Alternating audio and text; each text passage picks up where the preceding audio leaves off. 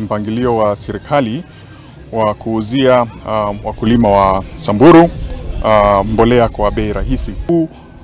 Wale wakulima ambao wako hapa, tunajua samburu sote ni watu ambao ni wafugaji.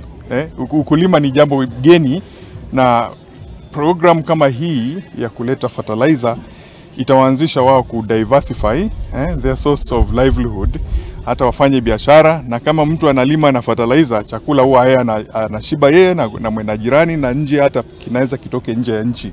Kazi yetu hasa hapa Masinani ni kuhakikisha tumesambaza hii fertilizer kwa bei nafuu, na tunataka kufikia wakulima wengi sana.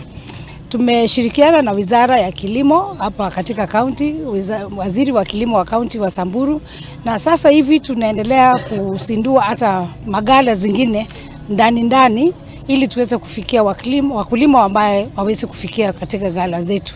Na mipangilio hiyo iko mbele zaidi, nafikiri kwa wiki 2 ama 3 wakulima wanaweza pata mbolea kwa njia wataenda safari ndefu, tunapunguza hiyo safari. The pillars of our governor is food security, and also as far as the bottom-up program of the president is concerned, food security is also closer to his heart. And the reason why we are here today, so that at least we use the 20% of our land in Samburu to produce as much food as possible to be able to bring food to the table of all our people in Samburu County.